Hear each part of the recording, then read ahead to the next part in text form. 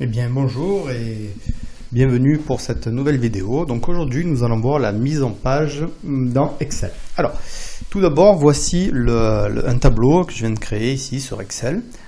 Alors ce qu'on aperçoit déjà ici, c'est ces petits tirets là en fait. Ces petits tirets, ça correspond tout simplement à la page que Excel va imprimer.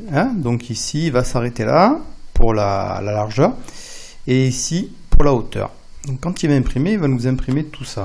Alors rappelez-vous ce que je vous ai dit la dernière fois, le quadrillage gris est invisible. Il n'apparaît pas quand on imprime. Alors, ici, on va aller sur Fichier. Et quand on passe sur Fichier, on va aller sur Imprimer. Sur Imprimer, voilà, là on voit la page telle qu'elle va apparaître une fois qu'elle sera imprimée. Alors on remarque déjà plusieurs choses. C'est que, alors ici déjà il y a des petits dièses.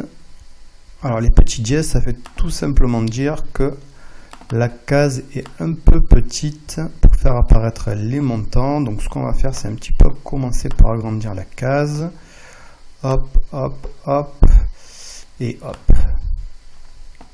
Alors regardez ici, là, ce qu'on s'aperçoit, c'est que les petits tirets, ils sont là. Donc en fait, Excel va m'imprimer d'abord sur une première feuille cette partie du tableau et sur une deuxième feuille cette partie du tableau.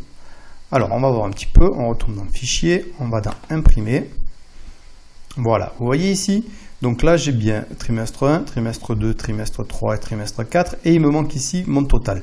Le total en fait, regardez, si je descends ici, il est passé sur une deuxième feuille. Alors nous, c'est pas du tout ce qu'on veut, parce que sinon ça va pas rentrer. Alors, première chose, ce qu'on va faire, c'est qu'on va voir que sur Excel, on peut modifier les marges. Alors, pour modifier les marges, on peut aller ici, et on va pouvoir modifier totalement les marges, marge normale, marge large. Vous voyez, le tableau s'est modifié, ou étroite. Alors, ce qu'il y a ici, aussi ici, hop, je vais essayer de régler un petit peu différemment mon écran. Voilà, en bas ici, on a aussi l'icône des marges. Donc ici, quand je vais cliquer sur cette icône, voilà, il est apparu toutes les marges. En fait, Excel va laisser une marge blanche, ici, tout autour, dans lequel il ne va pas imprimer. Donc on va pouvoir déjà jouer ici sur les marges, et regardez, si je rétrécis la marge là, hop, le tableau s'est déplacé ici, et là je vais rétrécir cette marge, et là ce qui va se passer, c'est que mon total qui était sur la feuille 2, est repassé sur la feuille 1. Donc je n'ai plus de feuille 2, voilà, tout va être imprimé ici. Alors, deuxième méthode pour changer les marges, donc venir ici, sur cette icône-là. Donc ici on a toutes les marges qui sont déjà pré-paramétrées. On peut aller aussi ici sur marge personnalisée. Ici, il y a plusieurs onglets. On vérifie que c'est bien sur l'onglet marge. Et là, on peut changer manuellement la hauteur des marges. Alors, ça, c'est bien. Ça va nous permettre de changer la marge. Mais ici, il y a aussi une petite option qui est sympathique. C'est centrer sur la page. On va cocher horizontalement et verticalement. Et on va voir que le tableau ici va se centrer automatiquement sur la feuille. Mais horizontalement et verticalement. On fait OK. Et voilà. Le tableau est venu ici. Il est centré en hauteur et en largeur. Donc ici, on vient de voir comment modifier les marges et comment modifier l'endroit où va se situer l'impression du tableau. Alors maintenant, ce qu'on aimerait, c'est pas imprimer ce document en portrait, c'est-à-dire que la feuille, la mesure la plus grande est en hauteur, et nous on aimerait en fait imprimer ce qu'on appelle en paysage. C'est-à-dire qu'on va orienter la feuille dans l'autre sens, pour que ce soit plus logique avec l'impression du tableau. Alors ici, regardez, on a ce menu-là, orientation portrait. Donc quand je clique ici, il y a un menu qui va apparaître. Voilà, la feuille, ou on l'imprime dans ce sens-là, ou dans ce sens-là. Et nous, ce qui va nous intéresser, c'est ce sens-là. Donc en fonction des documents à imprimer, on va choisir une orientation paysage ou portrait. Donc ici, on va choisir une orientation paysage.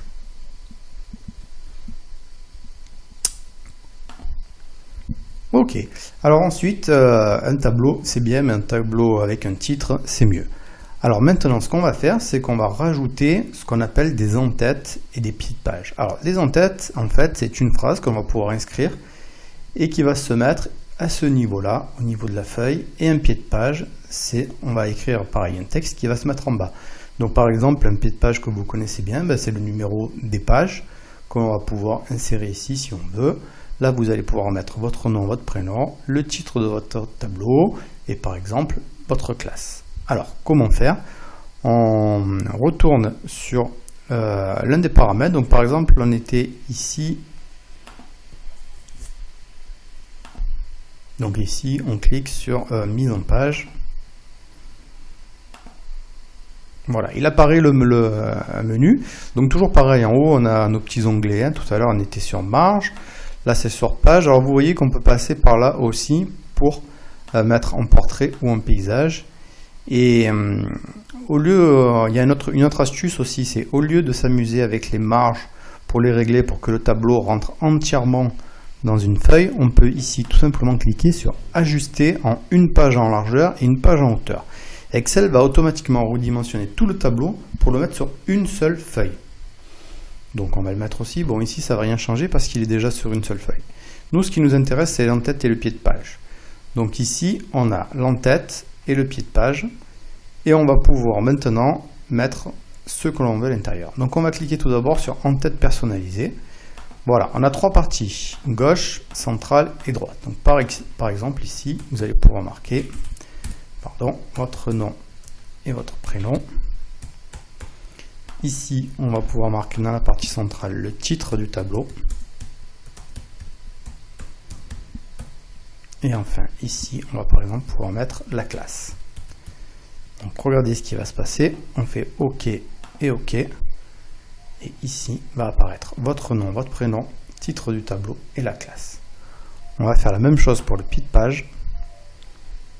Donc, toujours pareil, mise en page, pied de page personnalisé. Alors ici en bas, on va venir ici à droite. Et là, regardez, on a mettre le texte en forme, c'est-à-dire qu'on va pouvoir changer la police, la taille, etc. etc. Et ici, c'est insérer un numéro de page. Donc ici, quand je vais cliquer ici, il va apparaître ce code et page. Donc ici, tout simplement, il va nous mettre le numéro de la page. Et ce que je peux faire, c'est faire un espace, juste après, rajouter un slash, et je vais cliquer ici sur cette deuxième icône, qui est le nombre de pages. Donc en fait, par exemple, si vous imprimez plusieurs pages, sur la première, par exemple, vous imprimez 3 pages. Sur la première, il va vous mettre 1 sur 3, sur la deuxième 2 sur 3, et sur la troisième 3 sur 3, automatiquement, sans avoir besoin de remarquer vous-même à la main le numéro de page. C'est utile parce que si vous rajoutez des pages par la suite, c'est lui qui fera automatiquement la numérotation. Alors on va voir un petit peu ce qu'il y a d'autre. On va se mettre sur la partie gauche. Donc ici nous avons par exemple la date. Et ici nous avons par exemple l'heure à laquelle on a enregistré le document. Donc on va continuer. Alors ici une option intéressante, c'est ceci, c'est le chemin d'accès. C'est-à-dire que sur la feuille, automatiquement, il va s'imprimer l'endroit sur l'ordinateur où est stocké le document. Donc par exemple, si vous l'avez mis dans mes documents, année 2016, ressources, etc., etc., ce chemin va être inscrit en bas, ici. Ensuite, on peut rajouter, si on veut ici, c'est que le nom du fichier. Donc c'est le nom sur lequel on va enregistrer le fichier. Alors vous voyez qu'il y est aussi dans le chemin d'accès. Hein, donc on ne va pas le mettre une deuxième fois, ça ne sert à rien. Et ici, c'est le nom de la page. Donc ici, le nom de l'onglet, pardon. Si on se retrouve sur la page Excel, on s'aperçoit qu'il y a plusieurs onglets en bas, feuille 1, feuille 2, feuille 3, feuille 4. Donc ici, il va nous dire le numéro de l'onglet. Donc ça, pour l'instant, on ne va pas le mettre, c'est pas très utile. Donc là, on va appuyer sur OK et sur OK. Donc pareil, qu'est-ce qui va se passer ici? Vous voyez, donc page 1 sur 1, on est bien le 25 juillet, oui, je travaille bien le 25 juillet, il est 11h32, et le document se retrouve dans mon ordinateur, c'est 2 points sur le disque dur, et le document suivant, user, Eric, document, et classeur 1, qui est le nom de mon tableau. Voilà, donc ceci pour la mise en page. Voilà, je vous laisse faire, et je vous dis à bientôt pour une prochaine vidéo.